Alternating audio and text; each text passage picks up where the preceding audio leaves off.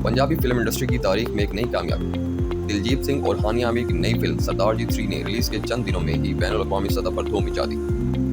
ये फिल्म 27 जून 2025 को दुनिया भर में रिलीज की गई। दिलचस्प बात यह है कि ये फिल्म भारत में रिलीज नहीं, लेकिन इसके बावजूद सिर्फ 10 दिन में 5 मिलियन अमेरिकी डॉलर तकरीबन 14.5 करोड़ पाकिस्तानी रुपीस का बिजनेस कर चुकी है।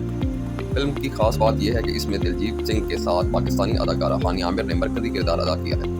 हानिया की ये पहली पंजाबी फिल्म है और वो भी बराह रास्त बैनुल अक़वामी सतह पर। फिल्म एक बार फिर हॉरर और कॉमेडी यानी इसमें डर भी है और हंसी भी। सरदार जी 3 सीजन की यह तीसरी फिल्म है जिसमें दिलजीत एक बार फिर जिन के किरदार में नजर आ रहे हैं। फिल्म की दुनिया भर में ज़बरदस्त रिज़ाई जट एंड जूलियट 3 के बाद सबसे बड़ी ओपनिंग हासिल करने वाली ये film Pakistan, America, Canada, UK और खलीजी ममालिक में हाउसफुल शो।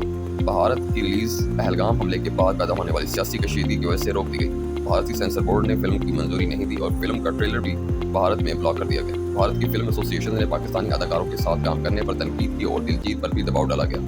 पाकिस्तान में फिल्म को भरपूर रिज़ाई मिली, लेकिन मुहर्रम के दौरान सिनेमा बंद होने की वजह से बॉक्स ऑफिस डेटा मुकम्मल सामने नहीं आया।